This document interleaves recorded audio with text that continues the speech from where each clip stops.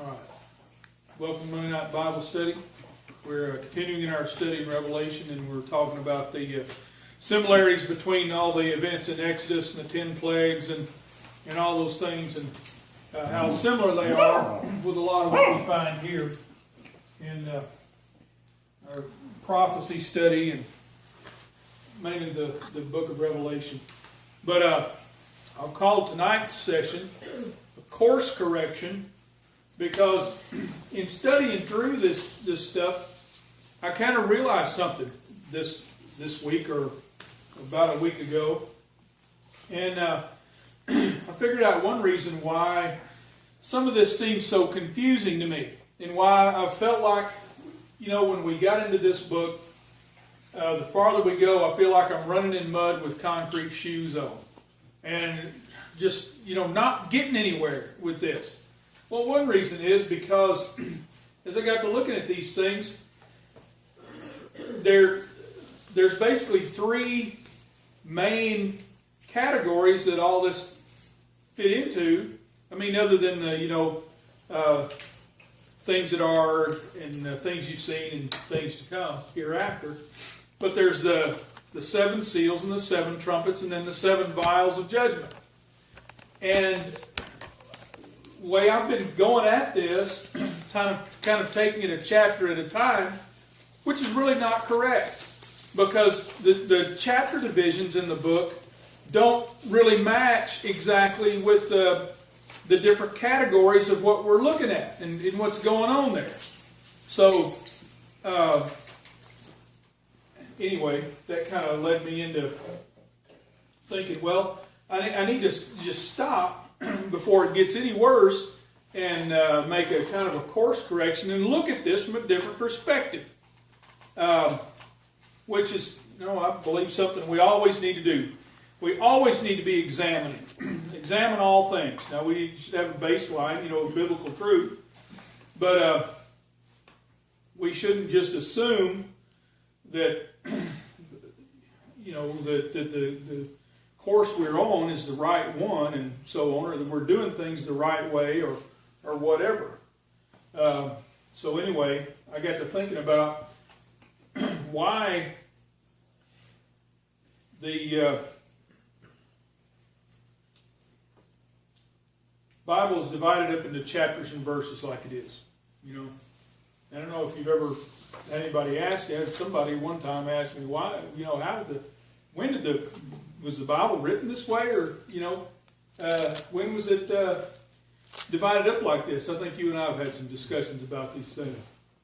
And, so I got to thinking about it. Sometimes when we look at the chapter divisions in the Bible, we ask, what were they thinking here? Because it's pretty obvious that they made a chapter division in the wrong place. It doesn't fit. It doesn't match. Or it's like, there's a narrative going on, and it comes close to the end of the narrative or whatever's happening, and they stop it and start a new chapter. And it finishes the conversation in the beginning of the next chapter. Just things like that you think, what were they thinking here? Why did they do this way? Now, I would assume that a lot of people would assume that the Bible was written that way. Well, it wasn't. It was all written just as a book. And these things we're looking at, like Revelation, it was written as a letter. We know that. John to the 7 churches of Asia. It's like Paul's letters. Now, I'm not trying to, throw out the chapters and verses, and I'm not saying that, we shouldn't use those, or we need to try to go on some big campaign to try to do away with them. We never could. We never would be able to. But I think at the same time, we need to try to keep in our minds a little different perspective, because having the Bible divided up into chapters and verses has caused some problems and led to a lot of the misunderstanding and misapplication that we have. By assuming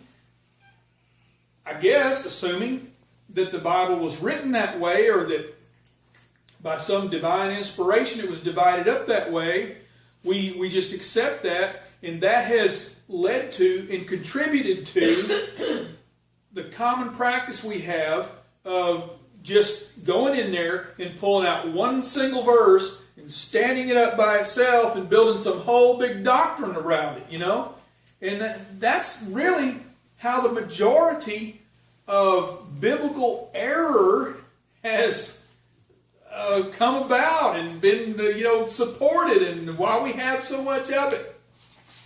And I thought, well, there's some of the books of the Bible that I don't think should have been divided into chapters at all. Now, there are some that basically were, like Psalms. I mean, Psalms is just a compilation of different, different songs or whatever. And it is also divided into 5 books. And those 5 books correspond with the 5 mandates of the Davidic covenant, and the Messianic covenant, and so forth. So there's a reason for that. Some of the other books probably have some natural divisions in them that maybe should have been followed a little more closely. So anyway, I'm not saying we throw everything out or try to change it. We couldn't.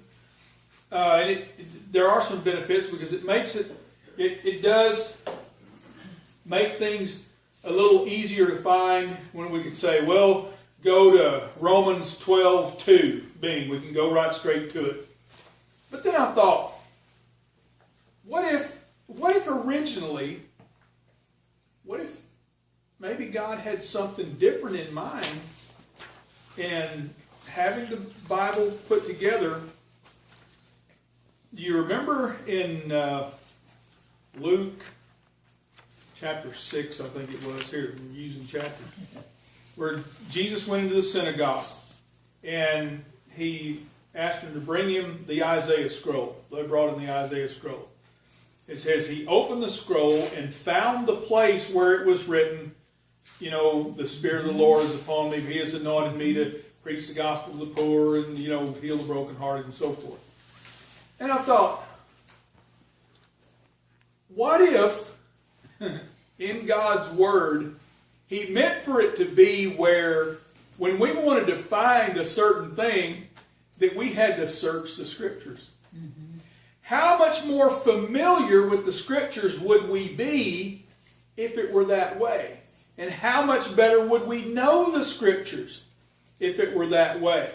Because it would be where, if we were looking for a particular thing, then we would have to know that it's in this context after this event that's talked about and before this, So we would have to have a better understanding of the overall Scriptures than we do now. And one way, having it divided up into chapter and verse, it makes it mechanical and, yes, easier to find stuff, but maybe it makes it too easy.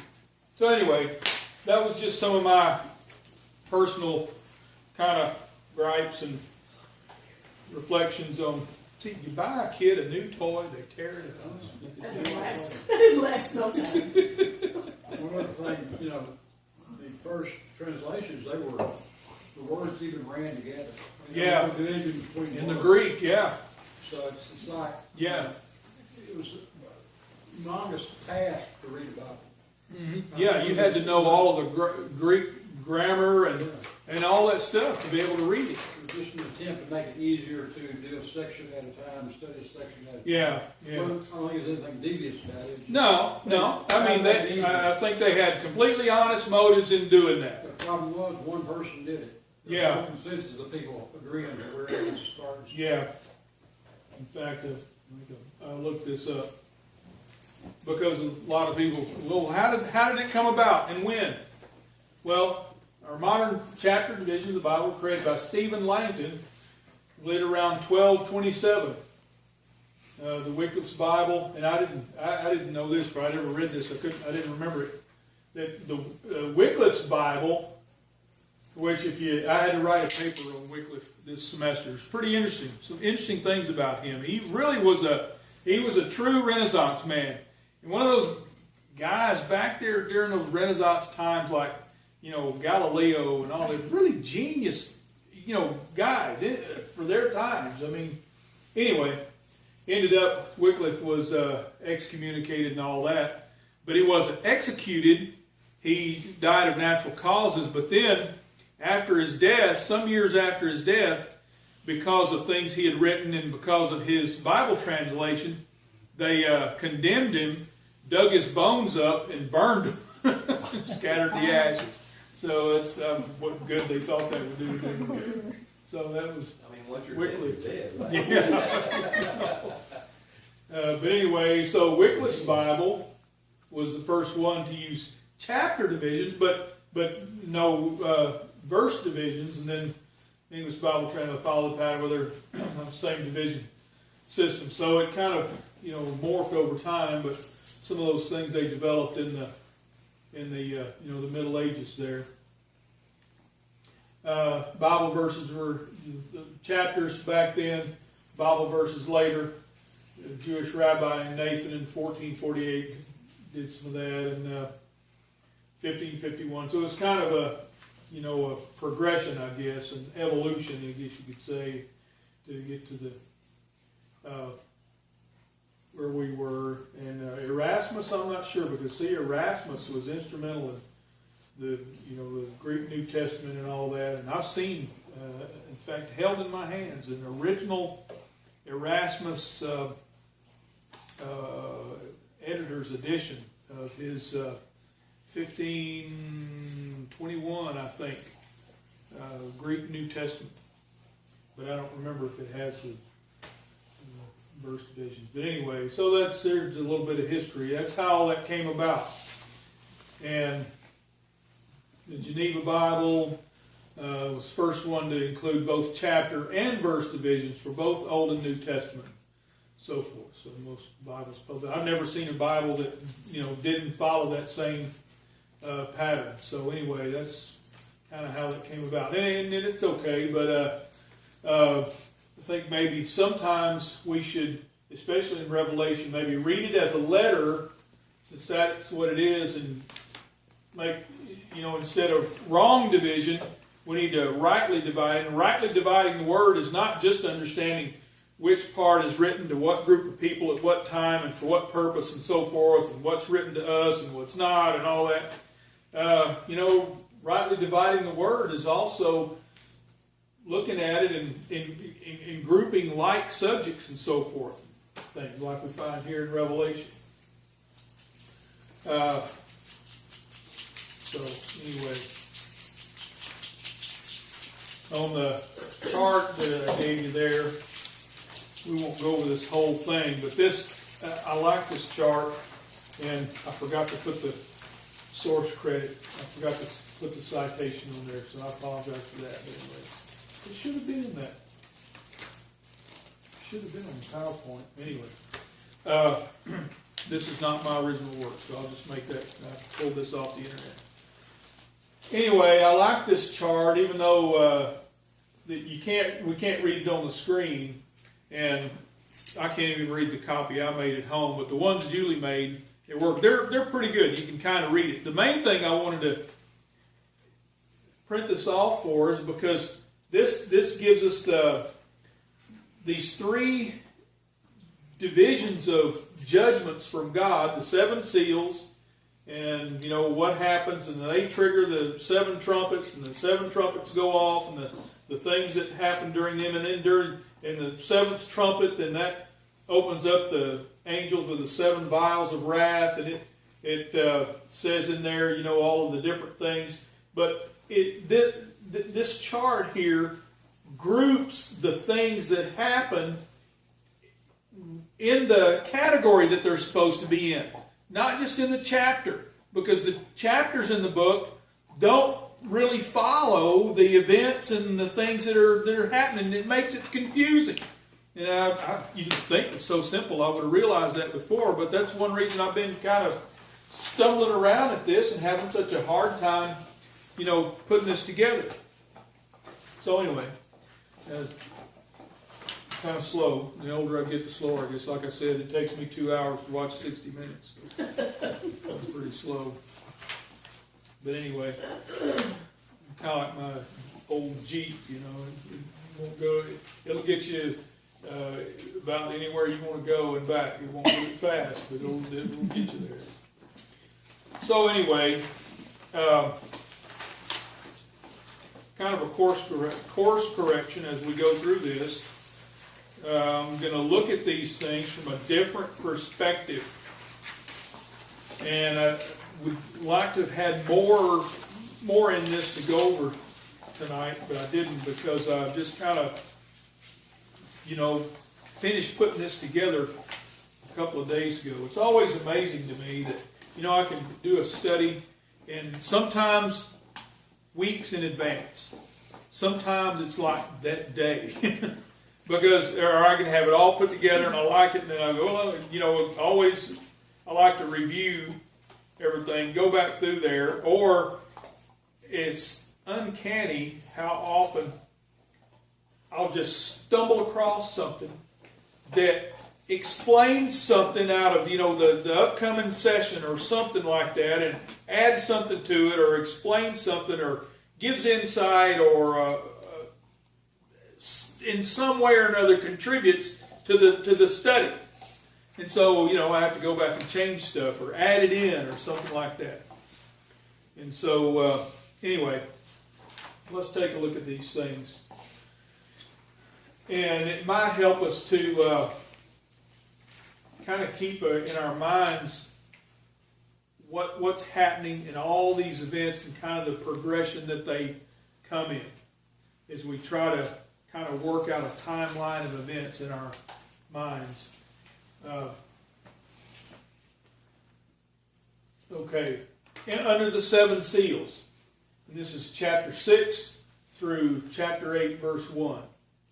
We got the white horse, and he's the conqueror, and he, shoots the arrows of judgment. We saw that from Deuteronomy 32, where that comes from. The red horse is war, and the black horse, as each of these seals are opened, famine, all those carrying out the judgments that God said He was going to do, all the way back there in Deuteronomy 32.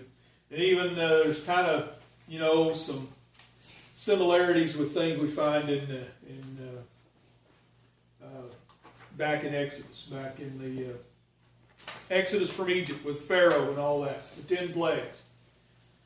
Pale horse, death and hell, and then the 5th seal, we see those martyrs under the altar in heaven, and they're kind of making a plea to the court. They're saying, "How long, O Lord, is it going to be until you avenge our blood on those on the earth that killed them for their testimony for Christ?" And they're told, just wait a little while, because there are quite a few more of you that are going to wind up in the same place you are. They're going to suffer death just like you before this is all over with. So, during that time, and there's going to be a lot of Christian martyrs during that 7-year period. And then under the 6th seal, the earthquake, and the sun turns black, and the moon turns to blood, and the stars fall. The heavens are rolled up as a scroll, and then God on His throne and Christ are visible in heaven. And, I'd always kind of, here again, make an assumption. It always seemed to me that it's at that point, in fact, I'd kind of, believe this before, that it's at that point that Christ makes His return to earth, conquers His enemies and so forth. But then after studying these other coinciding events and the things that follow after that, I've kind of changed my mind on that. And I think it's, as it says, the heavens are rolled up as a scroll. The throne in heaven is visible, because one of the details it gives about that is that at that point, the kings of the earth and the mighty men, and although they're, trying to find some cave or some cleft in the rock to hide in, and they're crying out for the mountains, fall on us and hide us from the face of Him that sits on the throne and from the wrath of the Lamb. So, they're seeing in heaven there, God and Christ there are visible. All that happens in the sixth seal. I've kind of changed my view here again. I wouldn't really, argue with this, but I'm seeing something different there than what a viewpoint I'd had before. I don't think it's in the opening of the sixth seal that Christ returns. It won't be long after that, because we have Christ's own words in Matthew 24, where he says, immediately after the tribulation of those days, and you'll see the sign of the Son of Man and with his angels in glory and so forth. But we have to remember also that in Matthew 24, Jesus did give some pretty definite details, but it's kind of a compressed timeline from what we see in Revelation. And then under the seventh seal, when it's open, we've got the angels with the seven trumpets, and they get ready to sound their trumpets. Now, under the seven trumpets, when this first one is blown, we've got the hail and fire and blood. A third of the trees and all the green grass are burned up. When the second trumpet is blown, the burning mountain is cast into the sea. A third of the sea is turned to blood. A third of the sea creatures die, and a third of the ships are destroyed. So I'm assuming that this burning mountain cast into the sea, it destroys a third of the ships. A great tsunami wave, I would assume. I guess tsunami wave.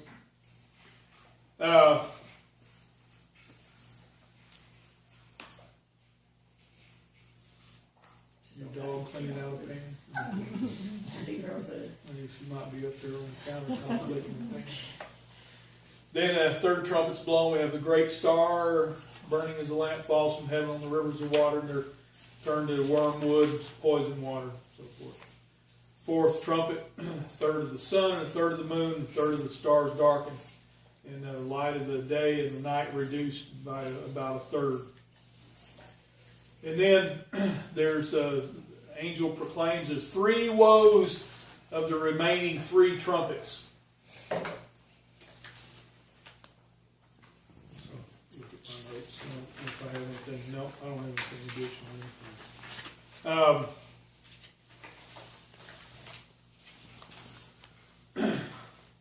When the fifth trumpet sounds, again another star falls from heaven. And the angel that blows the trumpet is given the key to the bottomless pit. He opens it up, and these swarm of scorpion locusts come out. And it says that they have a king over them, whose name is Apollyon and Abaddon, which means the destroyer. And we looked at, and here's where,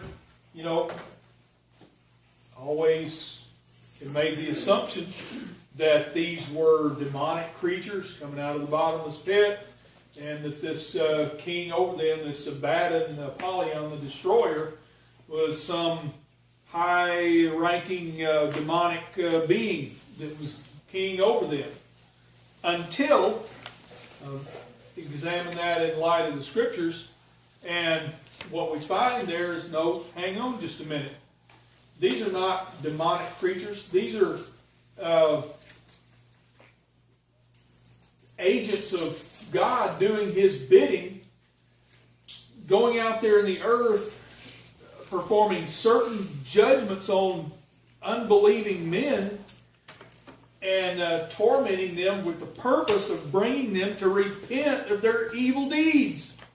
As we saw, I guess it was last week we were looking at this in chapter 9, they didn't repent. They wouldn't repent of their evil deeds. They wouldn't repent of their, it names 4 things. There's theft, murder, sorcery, and fornication. The 4 things they wouldn't wouldn't repent of.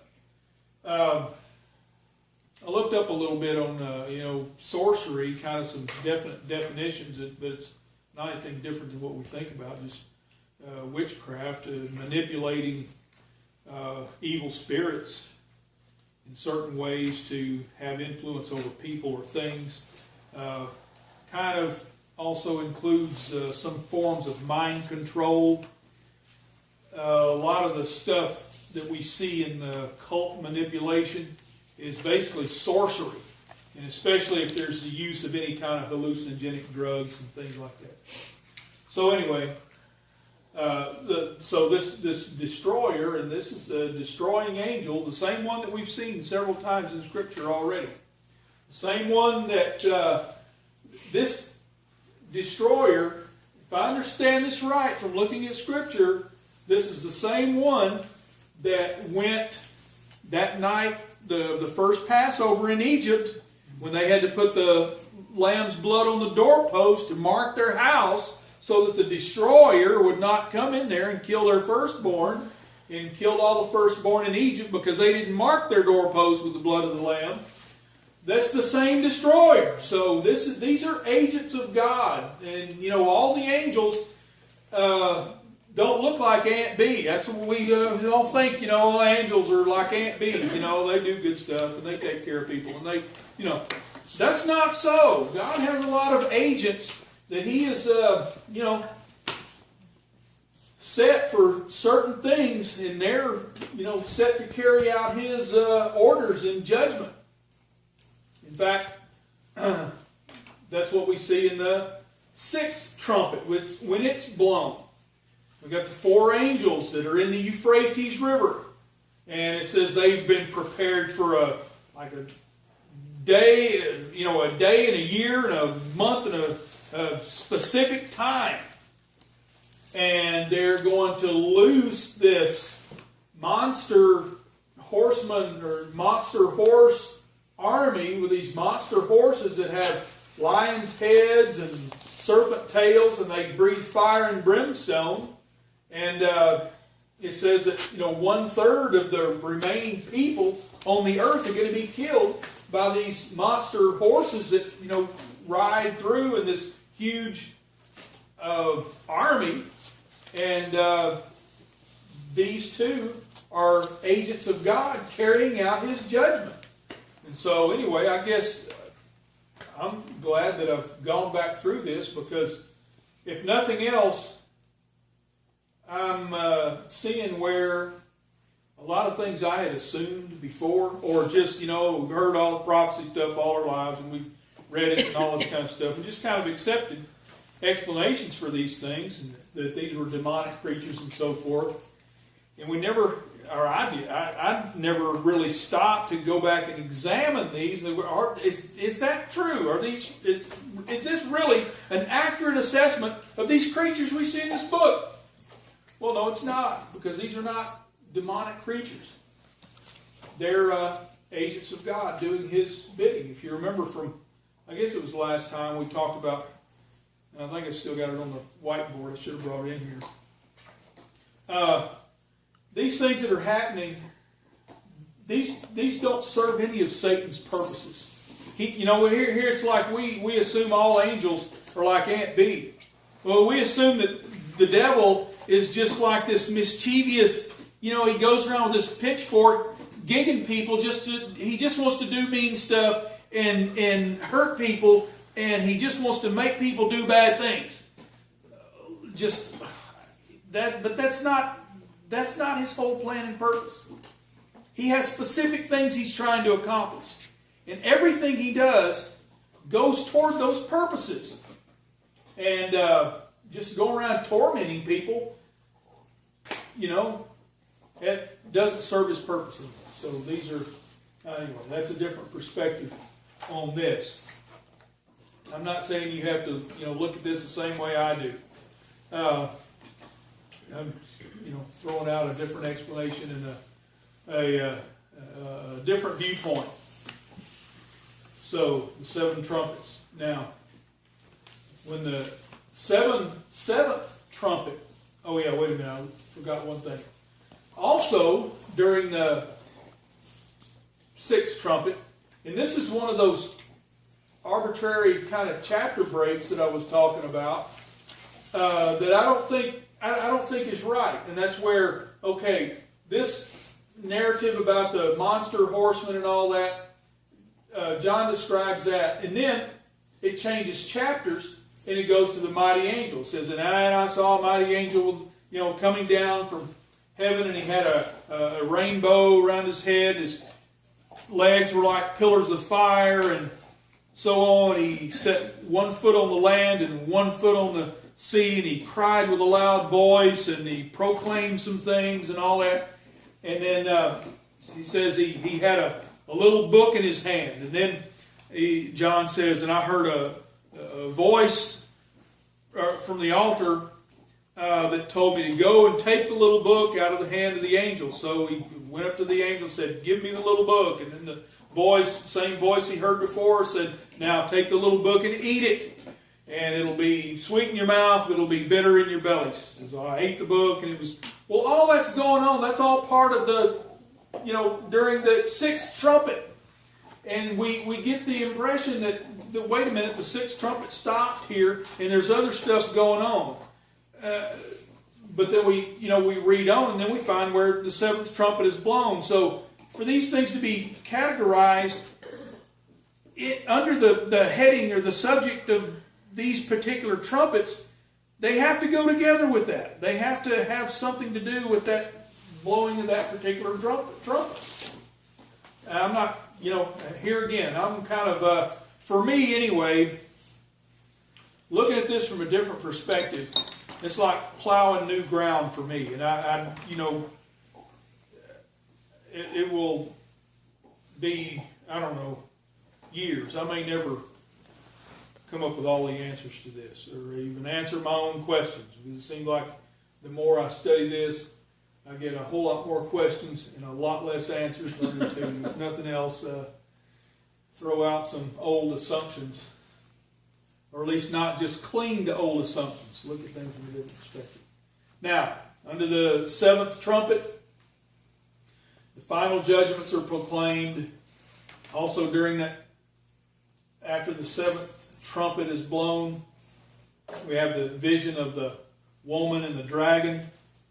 The woman's persecuted and flies to the wilderness. And you remember this is Revelation 12, and we'll read that when we get to it, because we'll read through all of these things, but we're going to kind of group them in better cohesive groups, not just in the chapters if the chapters don't kind of fit the category. So anyway, we'll, as we continue through this study, we will read through all these scriptures, but we're going to categorize them in a little bit more cohesive manner, more accurate viewpoint, I think. The woman and the dragon. The woman represents Israel, and the dragon, of course, is Satan. And this is kind of, and we'll talk about this a little more in detail, because there's some interesting parallels way back in Scripture that goes with this that we want to make sure we read and look at. Israel and, Satan's conflict with Israel and his campaign to try to destroy them and wipe them out, because he wants to try to prove that God could not keep his word. That's why he has made Israel his enemy. And he knows that they're a people set in a land, and that is, God will use them in that place as his place where he will dwell with his people in his creation. It's God's ultimate, kind of direction he's going with that. His intention for the nation and the land, and Satan wants to destroy that. So during the seventh trumpet that happens, there's war in heaven, and Michael and his angels fight against Satan and so forth. We'll see that also in chapter 12. Cast out in the earth with great wrath, and then we'll see the beast of Antichrist rise, and the coming in of the mark of the beast, and the angels fly and proclaim the everlasting gospel to all people on earth. And then we'll also find the proclamation of the fall of Babylon. And then within the seventh trumpet, the seven last plagues are proclaimed. That those angels go and get their vials, and they will begin to pour them out. Now, and as we'll see when we get there and read this, these angels flying and proclaiming the everlasting gospel, this is not the gospel of the death, burial, and resurrection of Jesus Christ. Not that we believe. As we'll see. It gives the details when we get over there, and we'll read it. That they're proclaiming that the kingdom is coming, and that it's time to repent, because it's the time of God's judgment. That's their gospel, and it's to worship God, who is the creator of all things. So that's the gospel they preach, not the same gospel. As we've said before, there are a lot of different sets of good news, different gospels in the Bible. They're not all the same. Now, in the seventh trumpet, we find the 7 vials of the plagues, and I believe that these 7 last plagues, they're all going to happen in a fairly short period of time. Possibly, there's one school of thought during that last 30 days, there's a 30-day period, and kind of another 15-day period between the 6th seal and the into that 30-day period, kind of a time of darkness, and then the Feast of Trumpets and so forth.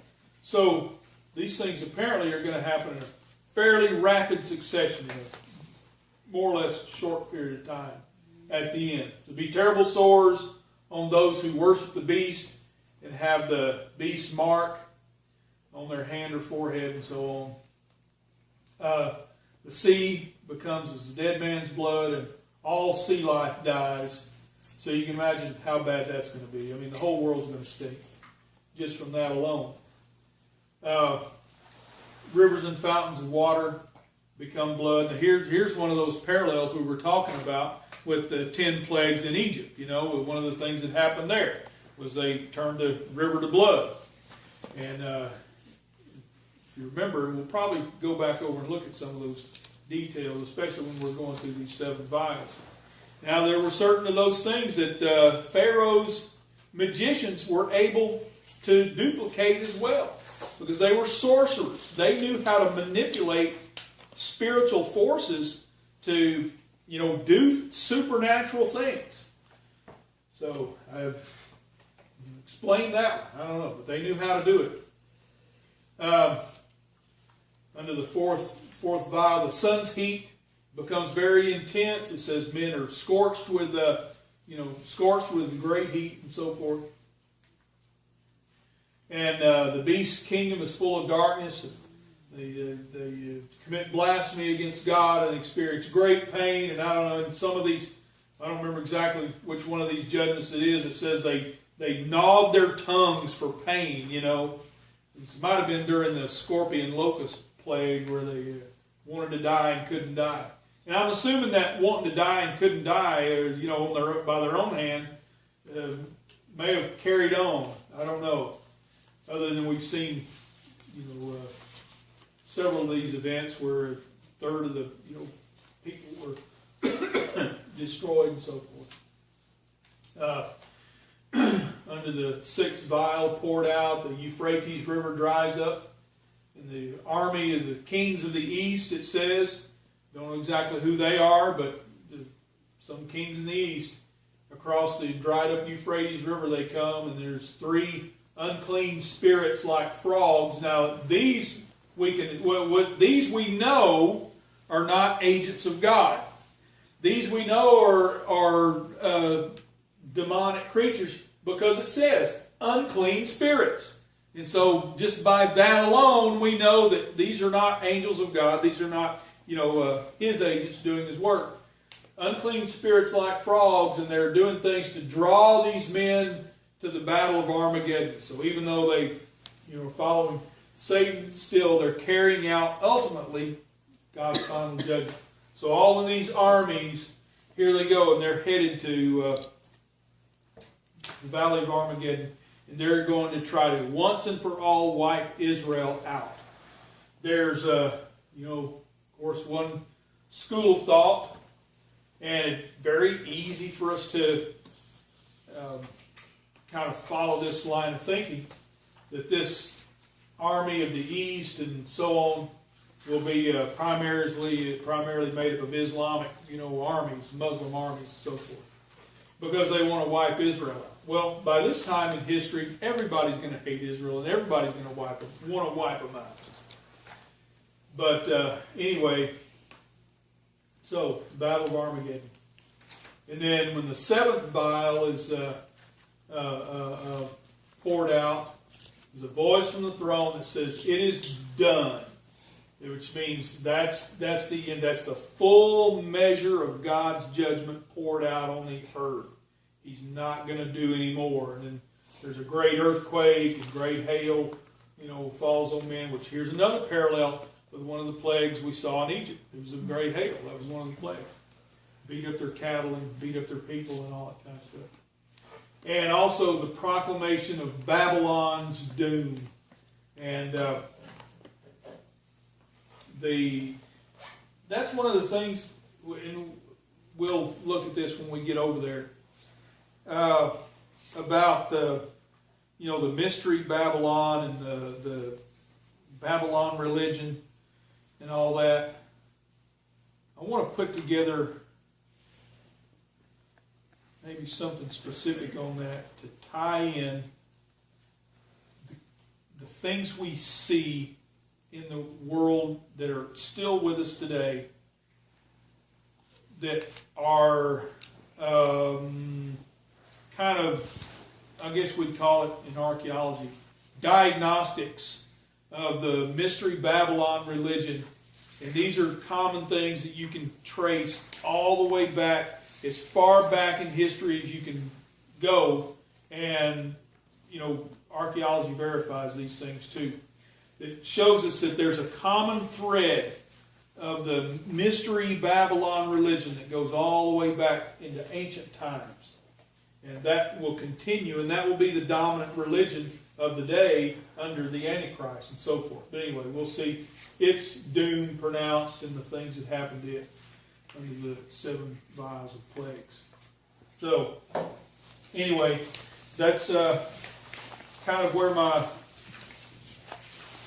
distracted, frustrated train of thought led me to on this, and I wanted to do a kind of a course correction.